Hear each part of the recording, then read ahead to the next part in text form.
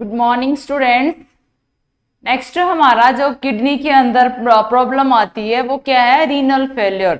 अरे इतने दिन या इतनी क्लासेस के अंदर हमने क्या डिस्कस किया था? किडनी के अंदर क्या क्या ऐसी प्रॉब्लम्स हो सकती है जो जो छोटी छोटी प्रॉब्लम है आगे जाके किडनी के अंदर क्या कर देती है? फेल वाली सिचुएशन ले आती है। मतलब किडनी है वो अपना काम करना बंद कर देती है। उसी को आप क्या बोलते हो? किडनी फेलियर और रीनल फेलियर।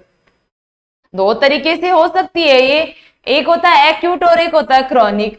एक्यूट का मतलब आप क्रॉनिक और एक्यूट के अगर आप मीनिंग देखोगे तो आप सभी को पता है, अचानक से किसी प्रॉब्लम की वजह से किडनी ने काम करना बंद कर दिया हो, जैसे शॉक कंडीशन आ गई हो, हेमरेज कंडीशन आ गई हो, कंजेस्टिव हार्ट फेलियर हो गया हो, ये क्या होता है? एक्यूट प्रॉब्लम के कारण हो सकते हैं। जबकि क्रॉनिक क्या होता है? धीरे धीरे किडनी डैमेज होना स्टार्ट होती है। मतलब कोई प्रॉब्लम हो गई, मान लो किडनी में क्या था, नेफ्रोटिक सिंड्रोम हो गया या ग्लोमेरुलोनेफ्राइटिस हो गया, किडनी के अंदर कोई स्टोन बन गया है, तो ये धीरे धीरे ऐसी सिचुएशन होती है जो क्या करती है? किडनी को स्टेप बाय स्टेप डैमेज करने का, डिस्ट्रॉय करने का, खत्म करने का काम करते हैं। एक सिचुएशन पे ले जाके उसको परमानेंटली स्टॉप कर देते हैं। किसको? किडनी को। ये होता है एक्यूट और क्रॉनिक। एक्यूट में क्या होता है? सडन कोई कारण आया ऐसा कि किडनी को फेल वाली सिचुएशन आ गई है। और क्रॉनिक वाले में क्या होता है? स्टेप बाय स्टेप धीरे धीरे प्रोसेस के अकॉर्डिंग किडनी क्या होती है? डिस्ट्रॉय होती है, डैमेज होती है, और आगे जाके फिर वो परमानेंटली ऐसे स्टॉप वाली सिचुएशन आ जाती है, जहां पे हम लोग क्या करते हैं? फिर लोग या तो दूसरी किडनी ट्रांसप्लांट करते हैं या फिर पेरिटोनियल डायलाइसिस करते हैं। डायलाइसिस का मतलब जानते हो ना, हम लोग डायलाइसिस बाहर से आर्टिफिशियली किडनी का चेम्बर बनाते हैं। भाई जो किडनी हमारे यहाँ शरीर में काम कर देती है, अब वो काम यहाँ पे बाहर एक किडनी नहीं है बट उसके जैसे चेम्बर बनाए जाएंगे। जो काम किडनी शरीर के अंदर कर रही थी, छानने का काम, अब वही काम बाहर वो चेम्बर जो लगाया डायलाइसिस वो करेगा, छानने का। तो ये इनके अंदर क्या आएंगे? मैनेजमेंट वगैरह इंक्लूड होंगे। अगर यहाँ पे इसके डेफिनेशन की बात की जाए, किसकी? किडनी फेलियर की, जिसके अंदर फर्स्ट वन क्या आता है? Acute kidney failure. First condition क्या आती है? Acute kidney failure. अगर इस एक्यूट किडनी फेलियर के अंदर बात करोगे तो यहाँ पे क्या होता है? किडनी अपना कार्य करना बंद कर देती है अचानक से ही। क्या? किडनी है वो अपना अचानक से ही कार्य करना बंद कर देती है। ये वह स्थिति है जिसमें किडनी के अचानक ही सामान्य कार्य करना बंद कर देने से ब्लड में जो भी नाइट्रोजनस वेस्ट का मतलब क्या होता है? जो खराब पदार्थ होते हैं। क्योंकि भाई छन के जो खराब पदार्थ बाहर जा रहे थे, अब वो छन तो नहीं रहे। क्यों? किडनी ने काम करना ही बंद कर दिया। जो नहीं छनेंगे तो वो हमारे शरीर में क्या होगा? इनकी मात्रा बढ़ जाएगी। किनकी? इन वेस्ट मटेरियल की। यही कंडीशन क्या कहलाती है? Acute renal failure. अरे वो स्थिति जिसके अंदर क्या किया? किडनी ने काम करना बंद कर दिया, जिसकी वजह से जो वेस्ट मटेरियल छन छन के बाहर जा रहे थे शरीर से, अब वो छन छन के बाहर नहीं जा पाएंगे, और नहीं जा पाएंगे तो कंडीशन क्या आएगी? हमारे शरीर में इनकी मात्रा बढ़ने लग जाएगी। अब अगर शरीर में इनकी मात्रा बढ़ने लग जाएगी तो वही कंडीशन क्या कहलाती है? Acute renal failure. आप सभी को पता है हमारे शरीर में बहुत सारी मेटाबॉलिक प्रोसेस होती है। ठीक है, मेटाबॉलिज्म होता है ना, पाचन क्रिया होती है। उनके अंदर बहुत सारे, जैसे यूरिया हो गया, क्रिएटिनिन हो गया, यूरिक एसिड हो गया, और नाइट्रोजनस वेस्ट प्रोडक्ट है, उनका निर्माण होता है। अरे खाना खाया, खाने खाने के बाद इनका पाचन हुआ, पाचन के बाद वेस्ट मटेरियल भी तो बनेंगे ना शरीर के अंदर। उनका बाहर निकालना कौन करता है? किडनी करती है। तो जो हमारे शरीर में ये urea, uric acid, creatinine, waste material जो भी बन रहे हैं, ये निकालता कौन है बाहर? किडनी तो निकालती है। तो अगर यही किडनी अपना काम करना बंद कर दे और इन वेस्ट मटेरियल को शरीर से बाहर निकालना बंद कर दे, तो ये वेस्ट प्रोडक्ट एक्सक्रीट नहीं हो पाएंगे शरीर से, और हमारे शरीर में इनका इकट्ठा होना स्टार्ट हो जाएगा। समझ में आया? जब किडनी ऑलरेडी आपको पता है, जब भी खाना खाते हो, खाना खाने के बाद पाचन क्रिया होती है, पाचन क्रिया के अंत में कुछ वेस्ट प्रोडक्ट बनते हैं, इन वेस्ट प्रोडक्ट को किडनी बाहर निकालती है। अब अगर किडनी ने काम करना बंद कर दिया तो ये वेस्ट प्रोडक्ट बाहर नहीं जा पाएंगे, और बाहर नहीं जा पाएंगे तो कंडीशन क्या आ जाएगी, रीनल फेल्योर वाली कंडीशन आ जाएगी, और वो मटेरियल हमारे शरीर के अंदर क्या होंगे, इकट्ठा होने लग जाएंगे, बहुत सारे कॉम्प्लिकेशन कॉज कर देंगे। ये सारा किसके अंदर आता है, एक्यूट रीनल फेल्योर के अंदर। Is that clear? चीज समझ में आई कि जब हमारे शरीर के अंदर जो भी मौजूद वेस्ट मटेरियल है, अगर उनको किडनी अचानक से बाहर निकालना क्या कर दे, बंद कर दे, उनको बाहर नहीं निकाल पा रही है, असामान्य कार्य करना स्टार्ट कर दे, तो उस स्थिति को आप क्या बोलते हो, एक्यूट रीनल फेल्योर। और अगर ये नहीं हो पाएंगे तो ये सारी चीजें, यूरिया, क्रिएटिनिन, यूरिक, ये वेस्ट मटेरियल, ये सारे ये हमारे शरीर में जमा होने लग जाएंगे, बाहर नहीं जा पाएंगे, और फिर हमारे शरीर में क्या करेंगे, ये कॉम्प्लिकेशन पैदा कर देंगे। Is that clear? नेक्स्ट अगर यहाँ हम बात करें किसकी, कॉजेज की बात करें, अगर यहाँ पे एक्यूट रीनल फेल्योर के कॉजेज के बारे में देखेंगे तो हम इनको 3 पार्ट्स में डिवाइड करते हैं। पहला आता है प्री रीनल। प्री रीनल का मतलब होता है किडनी से पहले, अरे किडनी से पहले ऑर्गन, किडनी से पहले के जो अंग है, अरे किडनी के जस्ट ऊपर की ओर अंग है, उन अंगों की वजह से क्या होना, किडनी का फेल होना। कैसे? मान लो किडनी की ओर होने वाले, इसमें वे कारण शामिल है जो किडनी की ओर होने वाली ब्लड सप्लाई को क्या करते हैं, ये इंटरप्ट करते हैं। समझ में आया? बंद कर देते हैं किसको, ब्लड सप्लाई को। कहां तक? किडनी तक। तो किडनी तक ब्लड सप्लाई करने वाले जो भी ऑर्गन है, उनकी बीमारी की वजह से जो किडनी फेल होगी वो कौन सी आएगी, एक्यूट रीनल फेल्योर। किसमें आएंगे, प्री रीनल कॉजेज। पहला क्या है, हाइपोवोलीमिया, अरे पानी की क्या हो गई, कमी हो गई, शरीर में क्या हो गई, पानी की कमी हो गई, फ्लूइड की कमी हो गई, द्रव की कमी हो गई। हेमरेज, क्या हो गया, हेमरेज हो गया भाई, ब्लड निकल रहा है, ब्लड क्या हो रहा है, निकल रहा है किसी भी वजह से। मान लो किसी का एक्सीडेंट हो गया हो और एक्सीडेंट की वजह से ब्लड नहीं रुक रहा हो, हेमरेज।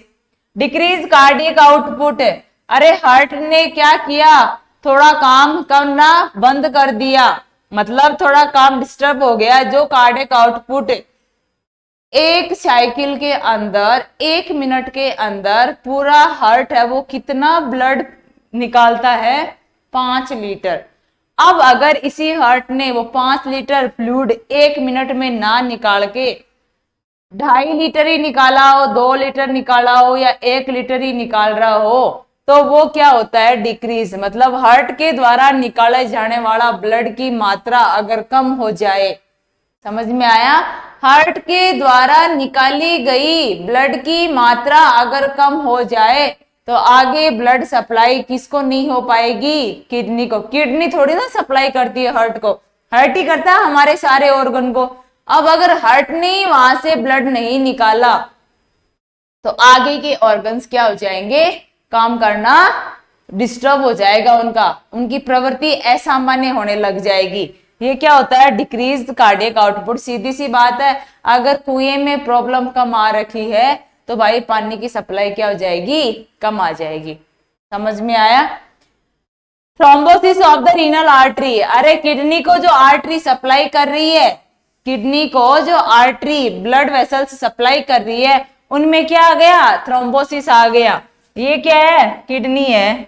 इस किडनी को जो आर्टरी यहाँ सप्लाई कर रही है, इस सप्लाई के अंदर यहाँ पे क्या बन गया, थ्रोम्बस बन गया।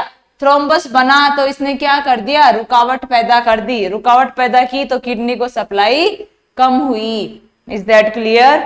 Embolus of the renal artery वही चीज है, यहाँ पे कोई चीज है जो घूम रही है, एक छोटी सी कोई वो क्या बोलते हैं, क्लोट बन गया है, थक्का बना हुआ है, वो थक्का चारों तरफ घूम रहा है उस रीनल आर्टरी के अंदर, तो भी सप्लाई क्या हो जाएगी, कम हो जाएगी। एरोटिक एनोरिज्म, जो आयोटा से हार्ट से निकलने वाली सबसे बड़ी आर्टरी होती है आयोटा, अगर उसमें क्या हो जाए, एन्यूरिज्म हो जाए, सिकुड़ जाए, तो भी वो आगे के ऑर्गन को सप्लाई नहीं कर पाएगी। आपको पता हो, अगर यहाँ हम बात करें तो ये हार्ट हो गया, ये लेफ्ट एट्रियम, ये राइट एट्रियम, ये राइट वेंट्रिकल और ये लेफ्ट वेंट्रिकल, यहां से निकलती है आयोटा। अब ये आयोटा फिर क्या करेगी, आगे जाके सारे भागों को, अपने पार्ट्स को क्या करेगी, अपनी बॉडी को सप्लाई करेगी। अगर इस आयोटा ने क्या किया, ये यहां से सिकुड़ गई, नैरो हो गई, तो सप्लाई है वो आगे नहीं जा पाएगी, और अगर आगे नहीं जा पाएगी तो किडनी को भी ब्लड नहीं मिल पाएगा। किडनी को ब्लड नहीं मिल पाएगा तो किडनी धीरे धीरे काम करना बंद कर देगी। Is that clear? ये क्या हो गए, प्री रीनल कॉज। किडनी में कोई खराबी नहीं हुई थी, किडनी के जो भी ऑर्गन थे जो सप्लाई कर रहे थे किडनी को, पानी पहुंचा रहे थे, वो रास्तों में क्या आई है, प्रॉब्लम आई है, उन ऑर्गन में प्रॉब्लम आई है। किडनी का यहाँ कोई रोल नहीं है, यहाँ किडनी में खराबी नहीं है, किडनी के जो चारों तरफ के सिस्टम थे ना, उनमें खराबी हो गई। समझ में आया? किडनी में प्रॉब्लम कब आई, जब इनमें प्रॉब्लम आई। अरे बात की जाए कि यही बोलते हैं ना कि भाई बच्चे में संस्कार कहाँ से आते हैं, पेरेंट्स से ही तो आते हैं। अब अगर बच्चा भी सही हो, बच्चा एकदम से सही हो, बट वो चीजें खराब कब हो जाएगी, जब वो अपने चारों तरफ का एनवायरनमेंट देखेगा, अपने पेरेंट्स को देखेगा, अपने चारों तरफ चाचा चाची को देखेगा, अपने फैमिली मेंबर्स को देखेगा, तो उनको देख के वो भी क्या हो जाएगा, फिर खराब हो जाएगा। मतलब समझ में आया आप लोगों को? वही है, बच्चा पहले ठीक था, बट धीरे धीरे जब उस एनवायरनमेंट में ढलने लगा तो वो क्या हो गया, उनकी देखा देखी खुद ही क्या हो गया, खराब होने लग गया। Is that clear? समझ में आया? वही चीज यहाँ पे है कि किडनी ठीक थी, बट अब किडनी के चारों तरफ के जो एरिया थे जो इनको सप्लाई कर रहे थे वो क्या हो गए, खराब हो गए। इसकी वजह से फिर किडनी अपने आप ही क्या हो गई, खराब हो गई। दूसरा अगर यहाँ पे कारण देखे तो क्या है, रीनल कॉजेज। अब यहाँ पे क्या है, खराबी किसमें, किडनी में। यहाँ ऊपर वाले सिस्टम में कोई खराबी नहीं है, आसपास का एरिया कोई खराब नहीं है, खराब कौन है यहाँ पे, किडनी। ये यहाँ प्रॉब्लम किस में है, किडनी में। किडनी में प्रॉब्लम क्या है, ग्लोमेरुलोनेफ्राइटिस। किडनी के अंदर क्या हो गया, इन्फ्लामेशन हो गया, ग्लोमेरुलस कैप्सूल के अंदर जो छंटने वाला पार्ट था उस पार्ट के अंदर क्या हो गया, संक्रमण। एक्यूट ट्यूबुलर नेक्रोसिस, किडनी जो नेफ्रॉन होते हैं उसमें जो ट्यूबुल्स बने रहते हैं, ट्यूब बनी रहती है, उस ट्यूब में क्या हो गई, नेक्रोसिस, मतलब वो सिकुड़ गई। नेक्रोसिस, अरे कोई चीज का खत्म हो जाना। मान लो ये यहाँ पे भाई क्या था, ग्लोमेरुलस कैप्सूल था, ठीक है, यहां से अभी ये ट्यूब चली, ये ट्यूब चली, आगे देखो यहाँ ये ऐसे करके निकलती है। अगर यहाँ पे कोई ये ट्यूबुल्स खत्म हो गई, यहां से ये क्या हो गई, डेड हो गई, इन्हीं को आप क्या बोलते हो, नेक्रोसिस। अरे कोई प्रॉब्लम आई, प्रॉब्लम आने की वजह से यहाँ का एक पर्टिकुलर एरिया क्या हो गया, डैमेज हो गया, किनका, ट्यूबुल्स का। अब जब वो डैमेज होगा तो वहां के एरिया क्या हो जाएंगे, आना जाना रास्ता बंद हो जाएगा। तो ये क्या होता है, ट्यूबुलर नेक्रोसिस, मतलब ट्यूबुल्स के जो टिश्यू होते हैं, सेल्स होती हैं, उनकी क्या हो गई है, डेथ हो गई है, मृत्यु हो गई है। एक्यूट इंटेस्टाइनल नेफ्राइटिस, अरे नेफ्रॉन के अंदर क्या हो गया, संक्रमण हो गया। क्या हो गया, संक्रमण हो गया, कहाँ पे, नेफ्रॉन में। ये जो नेफ्रॉन है ये पूरा नेफ्रॉन ही तो है, इसके अंदर क्या हो गया, संक्रमण हो गया। हीमोलाइटिक यूरेमिक सिंड्रोम, अगर यहाँ पे क्या हो, आरबीसी का डिस्ट्रक्शन ज्यादा हो रहा है तो यहाँ पे भी ये क्या करेंगे, प्रॉब्लम कॉज करेंगे, क्योंकि भाई यूरिन आगे जाके जो बन रहा है उसको कलर वलर दे रहा है, वो आरबीसी की वजह से हो रहा है। अगर यहाँ पे हीमोलाइटिक प्रॉब्लम, आरबीसी का डिस्ट्रक्शन बार बार हो रहा है तो भी कंडीशन क्या करेगी, किडनी फेल कर देगी। क्योंकि किडनी से क्या निकलता है, एक हार्मोन निकलता है जो क्या करवाता है, आरबीसी का फॉर्मेशन करवाता है।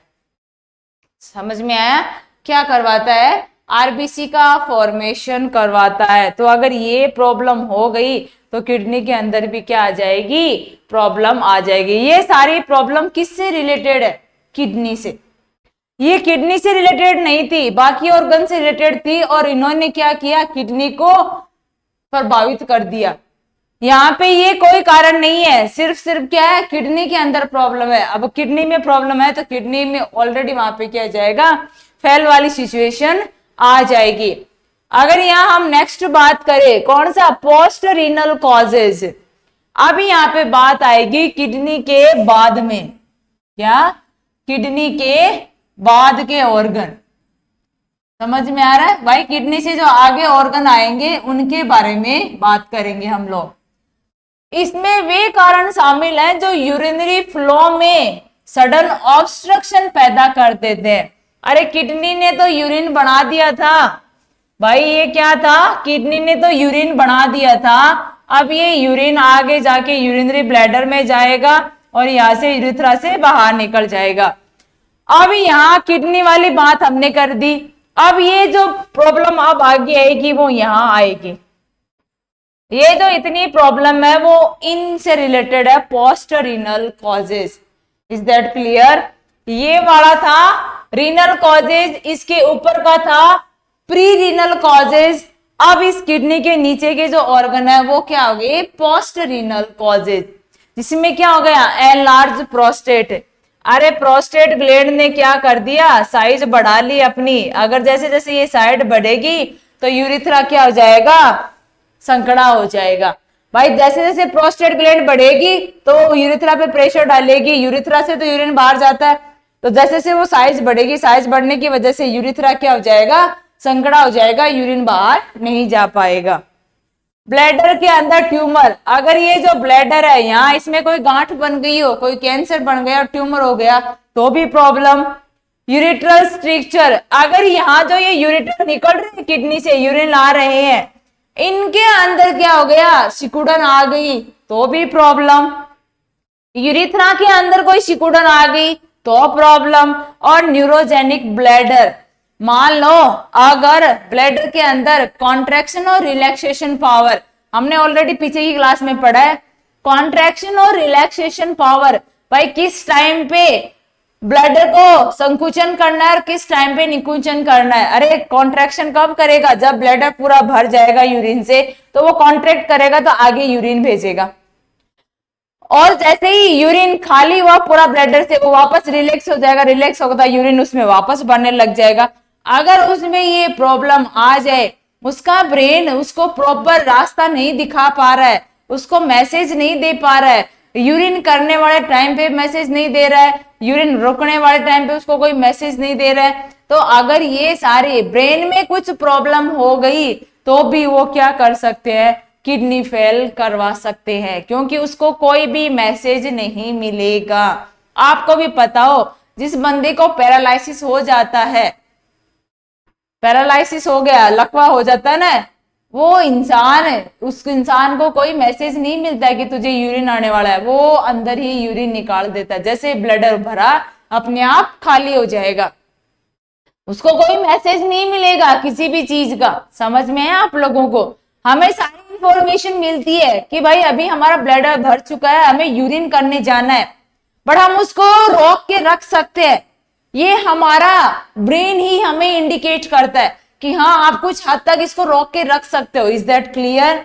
बट ये जिनमें ब्रेन की प्रॉब्लम हो गई है, दिमागी प्रॉब्लम हो गई है, उन बंदों में ये कंडीशन है, वो आगे जाके क्या कर सकती है, किसी भी ऑर्गन की सिचुएशन खराब कर सकते हैं। फिर ये तो किडनी है, समझ में आ रहा है? सारे ऑर्गन, क्योंकि आपको पता आपका ब्रेन सारे ऑर्गन को कंट्रोल करता है। अरे कंट्रोल करने का काम इसी का है। सिर्फ पानी की सप्लाई, ब्लड की सप्लाई करवाता कौन है? आपका हार्ट। अगर एक बार हार्ट ने काम करना बंद कर दिया ना, तो हम दोबारा उसको जिंदा कर सकते हैं। बट अगर आपके ब्रेन ने काम करना बंद कर दिया, नथिंग इज पॉसिबल। समझ में आया? कुछ भी पॉसिबल नहीं है, वो इंसान जिंदा हो ही नहीं सकता है, उसकी 100% डेथ हो गई है अगर दिमाग बंद हो गया तो। अगर ब्रेन ने काम करना बंद कर दिया तो इंसान की डेथ हो चुकी है। बट अगर हार्ट ने काम करना बंद कर दिया, आप उसको जितने दिन चाहो उतने दिन जिंदा रख सकते हो, किसी दूसरे का हार्ट भी दे सकते हो। समझ में आया? आर्टिफिशियल पेसमेकर लगा के भी जिंदा रख सकते हो, वेंटिलेटर पे रख के भी जिंदा रख सकते हो, बट अगर दिमाग बंद हो गया ना, कुछ भी कर लो, कोई भी जुगाड़ लगाओ, इंसान जिंदा नहीं हो सकता है। Is that clear? ये चीजें समझ में आई? तो ये सारी चीजें क्या करती है, किडनी के बाद के, मतलब किडनी में, किडनी ने तो काम कर दिया था, यूरिन को छान दिया, ब्लड का फिल्ट्रेशन कर दिया, अब आगे वो बाहर नहीं जा पा रहा है, तो प्रॉब्लम किस में आ रही है, आगे वाले ऑर्गन में। तो ये सिचुएशन भी क्या करती है, फिर किडनी को फेल कर सकती है। समझ में आया? ये सारे क्या हो गए, इसके कॉजेज हो गए। आई थिंक एवरीथिंग इज मतलब आपको क्लियरली समझ में आ गई होगी जो मैंने चीजें यहाँ पे बताई है। अगर यहाँ नेक्स्ट हम बात करें क्रोनिक की, एक्यूट हमने पढ़ लिया, क्रोनिक के अंदर क्रोनिक रीनल फेल्योर एक इरिवर्सिबल स्थिति है जिसमें व्यक्ति की दोनों किडनी कार्य करना बंद कर देती है। अरे ऐसी इरिवर्सिबल, इरिवर्सिबल का मतलब होता है दोबारा सही नहीं हो सकती है वो। समझ में आ रहा है? इरिवर्सिबल स्थिति है जिसमें दोनों किडनियां काम करना बंद कर देती है, और ऐसा होने से बॉडी में जो भी वेस्ट प्रोडक्ट थे वो इकट्ठे हो जाएंगे और हमारा होम्योस्टेसिस, अरे बैलेंस बनना बंद हो जाएगा।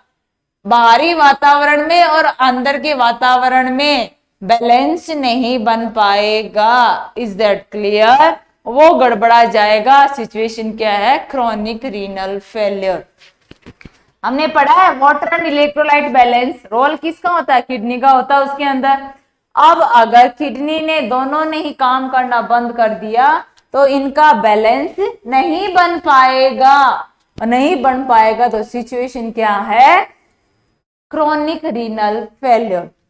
क्रोनिक रीनल फेलियर एक लाइफ थ्रेटनिंग, इतनी खतरनाक घातक बीमारी है जो कि बॉडी के सभी ऑर्गन को, सिस्टम को अफेक्ट करती है।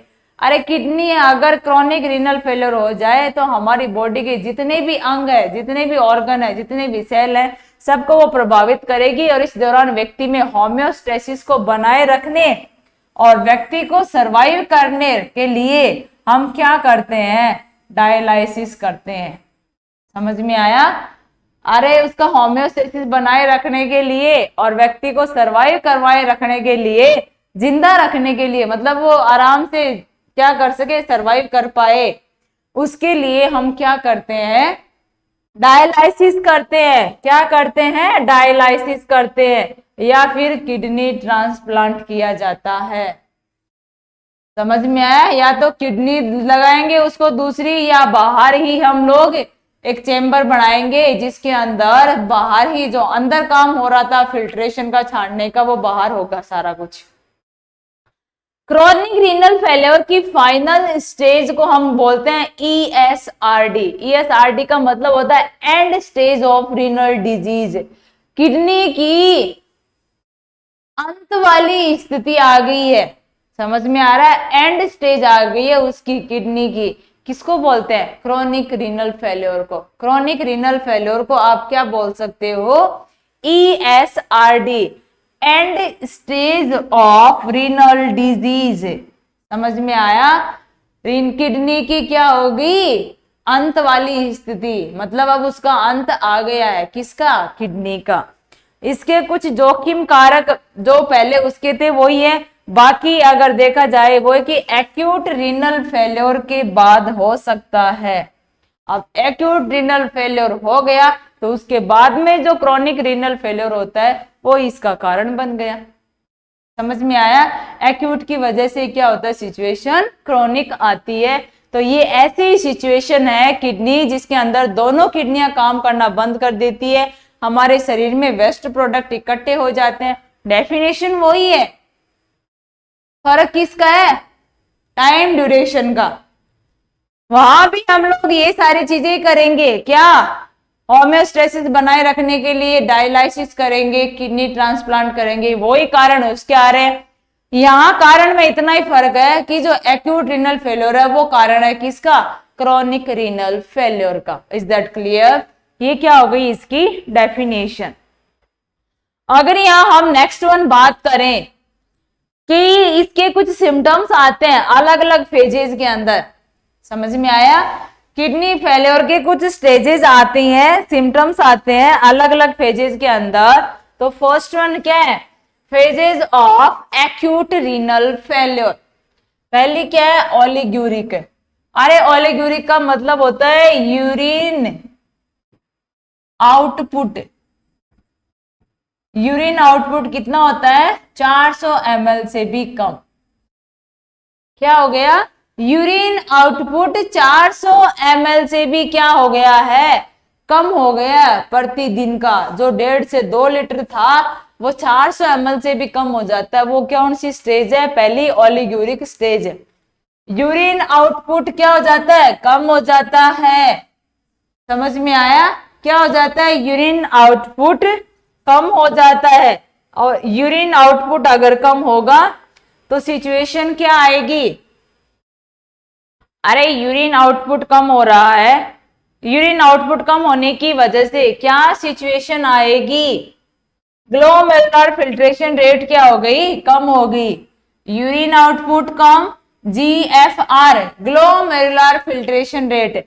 अरे जो रीनल कैप्सूल था, इस कैप्सूल से कितना ब्लड क्षण क्षण के आ रहा था, ये छड़ने की क्षमता क्या हो गई? इसकी कम हो गई। तो GFR क्या हो जाती है? कम हो जाती है। अगर यूरिन ब्लड छड़ना क्या हो जाए? कम हो जाए तो GFR ऑटोमेटिकली क्या हो जाएगी?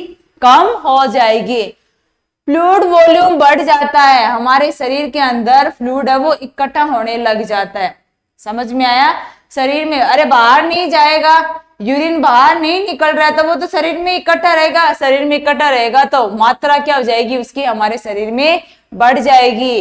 ब्लड यूरिया नाइट्रोजन, अरे जो वेस्ट प्रोडक्ट हैं वो क्या होंगे? हमारे शरीर में बढ़ जाएंगे। ब्लड के अंदर यूरिया और क्रिएटिनिन का लेवल बढ़ जाएगा, पोटेशियम का लेवल बढ़ जाएगा और सोडियम का लेवल कम हो जाएगा। Is that clear? जितना ज्यादा हमारे शरीर में पानी होगा, नमक की मात्रा उतनी कम होगी और पोटेशियम का लेवल भी हमारे शरीर में बढ़ने लग जाएगा। Is that clear? ये सारे क्या होते हैं? पहली स्टेज जिसको बोलते हैं ओलिगुरिक फेज, उसके अंदर लक्षण आते हैं। Is that clear? क्या क्या? यूरिन आउटपुट कम, GFR glomerular filtration rate, filter करने वाली क्षमता कम हो गई, वो रेट कम हो गई। यूरिन आउटपुट कम हो गया, शरीर में वेस्ट प्रोडक्ट ज्यादा बढ़ गए, यूरिया, यूरिक एसिड, क्रिएटिनिन, ये सारे इसके अंदर बढ़ गए। तो ये सारी चीजें किसके अंदर आती हैं? ओलिगुरिक फेज के अंदर। नेक्स्ट अगर हम यहाँ पे बात करें किसकी? Diuretic phase. डायूरेटिक का मतलब होता है चीजों का दुगुना हो जाना, डबल हो जाना। अब यहाँ डबल क्या होगा? यूरिन ही तो होगा। यहाँ यूरिन आउटपुट क्या होगा? बढ़ने लग जाएगा। GFR जो कम छन रही थी अब वो ज्यादा छड़ने लग जाएगी।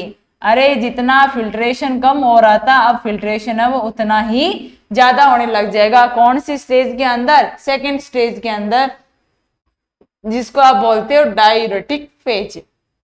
क्या होगा? यूरिन आउटपुट बढ़ जाएगा, GFR बढ़ जाएगी, फ्लूइड वॉल्यूम, हमारे शरीर में पानी की अब क्या हो जाएगी? फ्लूइड की कमी हो जाएगी। पहले वाले में शरीर में ज्यादा हो रहा था फ्लूइड, इस वाले में क्या होता है? फ्लूइड की कमी हो जाएगी। ब्लड यूरिया नाइट्रोजन, भाई जितना यूरिन बाहर जाएगा वेस्ट प्रोडक्ट उतने ही बाहर जाएंगे। ये क्रिएटिनिन का लेवल, सीरम पोटेशियम, सोडियम का लेवल कम, सारे कुछ कम हो जाएंगे। यहाँ लेवल ऑफ कॉन्शियसनेस क्या होता है? इंप्रूव होने लगता है। अरे अगर लेवल ऑफ कॉन्शियस, अगर जागरूक होने वाली चेतना जो आपके अंदर है वो धीरे धीरे क्या हो जाएगी? आपकी बढ़ने लग जाएगी, आप एकाग्र होने लग जाओगे। लास्ट में रिकवरी फेज। इस रिकवरी फेज के अंदर क्या क्या लक्षण देखने को मिलते हैं? यूरिन आउटपुट सामान्य हो जाता है, GFR भी सामान्य हो जाएगी, फ्लूइड वॉल्यूम भी सामान्य हो जाएगा, ब्लड यूरिया धीरे धीरे नॉर्मल होने लगेंगे, सीरम और क्रिएटिनिन लेवल भी नॉर्मल हो जाएंगे और लेवल ऑफ कॉन्शियसनेस भी हमारा सामान्य हो जाएगा। हम हर एक चीज को क्या कर सकते हैं, अपने एकाग्र माइंड से सोचने में सक्षम होने लग जाते हैं। ये 3 तरीके की, एक में क्या हो गया, सारी चीजें, जो चीजें जरूरी थी वो तो कम हो गई और जो नहीं थी वो बढ़ गई पहले वाले में। दूसरी वाले के अंदर सारी चीजें क्या हो गई, जो यूरिन आउटपुट बढ़ना था सही है बढ़ गया, जीएफआर बढ़नी थी सही है बढ़ गया, फ्लूइड वॉल्यूम कम हो गया, अब शरीर में वो चीज कम होने लग गई, जो चीज पहले बढ़ी हुई थी अब वो कम होने लग गई है। तो इनका वैसे उल्टा हो गया। लास्ट वाली जो स्टेज आती है रिकवरी स्टेज, उसके अंदर क्या होता है, सारे लक्षण किडनी के और किडनी से रिलेटेड ऑर्गन के सबके सामान्य हो जाएंगे, सबका लेवल हमारे शरीर में सामान्य हो जाएगा, सब कुछ क्या हो जाएगा, सामान्य स्थिति के अंदर आने लग जाता है। उसी को आप क्या बोलते हो, रिकवरी फेज है। मतलब अब इसके अंदर किडनी है वो ठीक होने की कगार पे है।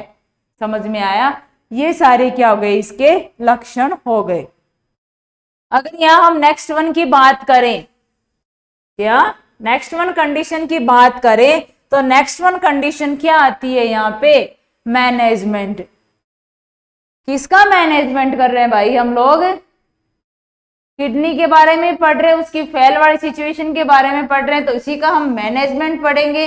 इस मैनेजमेंट के अंदर क्या आती है, अगर यूरिन आउटपुट कम था तो हमने क्या दी, डायरेटिक थेरेपी दी। इस डायरेटिक ने क्या किया, यूरिन आउटपुट को बढ़ाने के लिए काम किया, जिसको आप बोलते हैं फुरुसेमाइड। ये क्या करती है, यूरिन आउटपुट को बढ़ाती है। समझ में आ रहा है, यूरिन को बढ़ाती है, ज्यादा बाहर निकालेगी। कौन सी drug, diuretic. Fluid replacement, fluid replacement IV fluid देते हैं हम लोग, और जिससे क्या होता है, इलेक्ट्रोलाइट वगैरह इन सब का क्या हो, बैलेंस बना रहे। आईवी फ्लूइड हम वो देंगे जो क्या करे, वाटर और इलेक्ट्रोलाइट दोनों का बैलेंस बना सके। मतलब ना तो वो ओवरलोड करे और ना ही डिहाइड्रेशन करे। अरे अति जलीकरण भी ना करे और निर्जलीकरण भी ना होने दे, उन दोनों के बीच की स्थिति को बना के रखे, ऐसा फ्लूइड हम लोग क्या करेंगे, उसको देंगे। दूसरा इलेक्ट्रोलाइट रिप्लेसमेंट। अब इसके अंदर आपको पता है कौन सा फ्लूइड दोगे आप लोग, जो डिहाइड्रेशन वगैरह ये सारी चीजें करते हैं, आरएल वगैरह वो चीजें यहाँ पे दी जाती है। Electrolyte replacement therapy, electrolyte replacement के अंदर सीरम इलेक्ट्रोलाइट के एग्जामिनेशन। अरे पहले हम लोग ब्लड में उनका लेवल चेक करेंगे, और लेवल चेक करने के बाद अगर आपको पता चला पोटेशियम का लेवल कम ज्यादा है, सोडियम कम है, मेटाबॉलिक एसिडोसिस जैसी प्रॉब्लम हो गई है, तो उनको ट्रीट करने के लिए पोटेशियम ज्यादा है तो सार्बिटोल इज गिवन टू ट्रीट हाइपरकेलीमिया। ये क्या करता है, पोटेशियम का लेवल कम करने का काम करता है। सोडियम बाइकार्बोनेट हम लोग किस लिए दे रहे हैं, मेटाबॉलिक एसिडोसिस को ठीक करने के लिए और सोडियम का लेवल बढ़ाने के लिए। ये ऐसी दवाइयां हैं जो क्या करती हैं, जो जैसा लक्षण आ रहा है उस लक्षण को ठीक करने के अकॉर्डिंग हम वही दवाई उसको देंगे। चीज बढ़ी हुई है तो उसको कम करने वाली दवाई दो, और अगर कम हो रखी है तो उसको बढ़ाने वाली दवाई दो।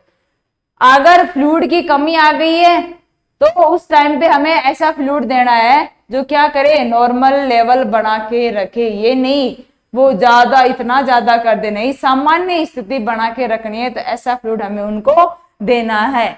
और डायरेटिक हम उसको देंगे, क्यों देंगे, ताकि यूरिन आउटपुट क्या हो, बढ़े। Is that clear? क्या हो, यूरिन आउटपुट बढ़ने लग जाए। ये यूरिन आउटपुट अगर अब आगे देखोगे, यदि नेक्स्ट है, यदि रोगी हाइपरटेंशन से पीड़ित है, अगर बीपी बढ़ा हुआ है तो उस टाइम पे हमें एंटी हाइपरटेंसिव ड्रग दे देनी है। समझ में आ रहा है? अगर बंदे में बीपी बढ़ा हुआ है तो उस बीपी को कम करने के लिए हम क्या देंगे, उसको एंटी हाइपरटेंसिव ड्रग है उसको देंगे। Is that clear? Anti hypertensive drug किस लिए देंगे, बीपी को कम करने के लिए।